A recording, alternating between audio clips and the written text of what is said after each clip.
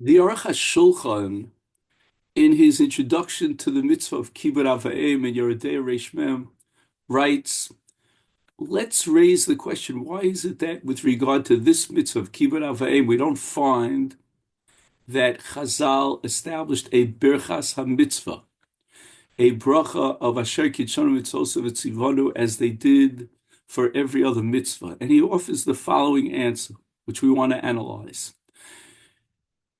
The Gemara tells us that we derive conclusions about Kibbud Av V'Em from an individual named Dama ben Nesina, who was not Jewish and did not wake up his father from sleep, even at a great financial loss. The Aruch HaShulchan therefore argues that this is not a mitzvah about which we could recite Asher Kitshanu Mitzvosav V'Tzivanu, that God commanded us as a result and reflecting our unique sanctification, because this is a mitzvah which is accepted by all nations of the world. Kol Umma v'Umma.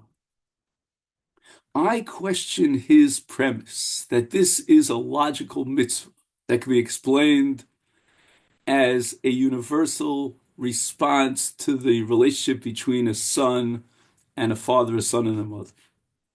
The Gemara tells us that in the case of Rabbi Avo, he had 5 grandsons, and they were children of Avimi.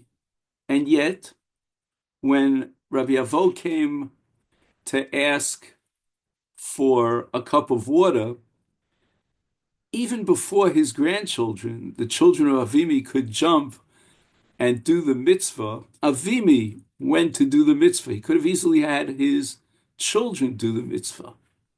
The Gemara further tells us that until Avimi was able to acquire a cup of water on behalf of his father, Rabbi Avo took a little bit of a nap. He had fallen asleep. And Rav Avimi stood over his father, waiting for his father to wake up so that he could immediately give him a cup of water. The Gemara further tells us that Rav Yosef, when he heard the pitter-patter of his mother coming, he said, Akume akame l'shchita, I will stand in the presence of the Shechina, meaning that his mother represented the Shechina. Further, the Gemara tells us that Rabbi Tarfon, in order to facilitate his mother climbing onto her bed, he would bend over his body so that she could use his back as a stepping stone to climb onto the bed. The Gemara tells us that the mitzvah of Kibbud Av V'Em applies not only during the lifetime of a parent, but even after the parent's death. And the Gemara tells us about Abaye, that Abaye used to say about himself that how lucky, how fortunate he is that he was born without parents, meaning his mother died at childbirth and his father had died when he was in the state of an embryonic state. Because it's impossible to fulfill this mitzvah. It's beyond human possibilities. It's an endless mitzvah.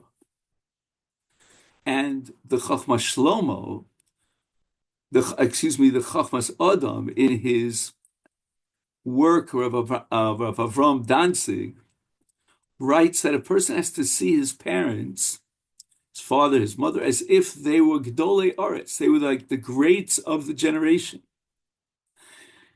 And in the light of all the above, I question the premise of the Aruch HaShulchan that this is a logical mitzvah that applies universally to every human being. And therefore, we have to find a different solution to the problem addressed by the Aruch HaShulchan as to why we don't make a bracha. Perhaps by making a bracha, we make our parent into like almost an object. I'm using this opportunity to bring a cup of water so that I can fulfill my mitzvah. No. The mitzvah of Kibbud Av V'Em is a reflection of the love that a son or a daughter has for a parent. And that love is so profound and so unique that one could appreciate his parents as if they were really the greats of the generation, which reflects the Jewish attitude that every single individual is really great in his or her own right.